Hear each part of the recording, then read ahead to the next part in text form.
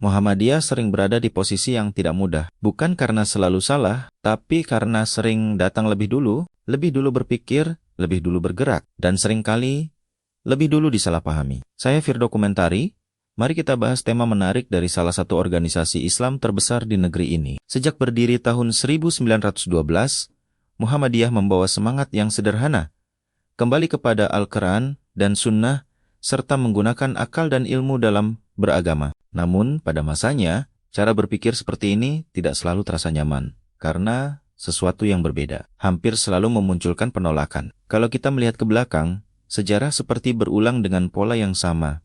Awalnya ditolak, dianggap aneh, diperdebatkan, lalu perlahan mulai dipakai, dan tanpa disadari menjadi kebiasaan. Dulu, arah kiblat sering ditentukan sekadar ke barat, mengikuti kebiasaan yang sudah ada. Lalu muncul pendekatan baru. Arah kiblat dihitung dengan ilmu, menggunakan pergerakan matahari, menggunakan perhitungan falak, menggunakan ketelitian. Tentu saja, ini tidak langsung diterima. Ada yang merasa cara lama seolah dipertanyakan. Tapi, hari ini kita cukup membuka ponsel, dan arah kiblat langsung terlihat jelas. Apa yang dulu terasa rumit, sekarang justru menjadi hal biasa. Begitu juga dengan salat Id di lapangan. Dulu, tidak semua orang terbiasa melakukannya. Sebagian merasa lebih nyaman di masjid. Namun perlahan, pemahaman tentang praktik di masa Nabi mulai dihidupkan kembali. Hari ini, kita melihat lapangan, stadion, bahkan jalan raya dipenuhi jamaah. Sesuatu yang dulu terasa asing, kini menjadi pemandangan yang sangat akrab. Dalam dunia pendidikan, perubahan itu bahkan terasa lebih jelas. Sekolah dengan bangku dan papan tulis, dengan pelajaran matematika dan sains. Ada kekhawatiran, apakah ini menjauh dari tradisi? Namun, waktu menjawab, hari ini model pendidikan seperti itu justru menjadi fondasi utama.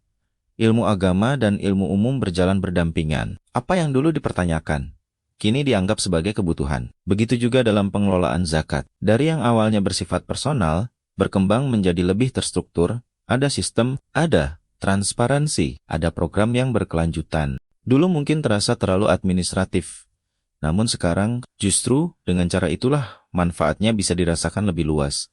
Lalu ada satu hal yang sangat terasa dampaknya, amal sosial, rumah sakit, panti asuhan, layanan untuk masyarakat. Sebuah pengingat bahwa agama tidak hanya untuk dipahami, tetapi juga untuk dirasakan.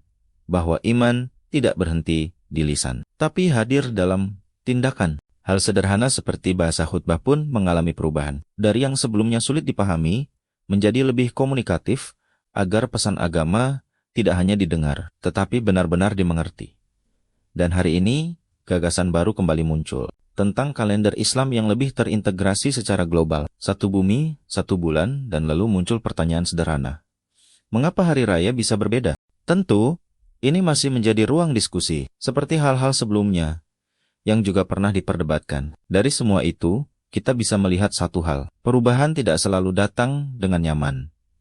Seringkali ia hadir lebih dulu. Sebelum kita siap menerimanya, apa yang hari ini terasa asing, bisa jadi esok menjadi hal yang biasa. Ini bukan hanya tentang Muhammadiyah, tapi tentang bagaimana kita merespons perubahan, tentang keberanian untuk berpikir, dan kesiapan untuk belajar.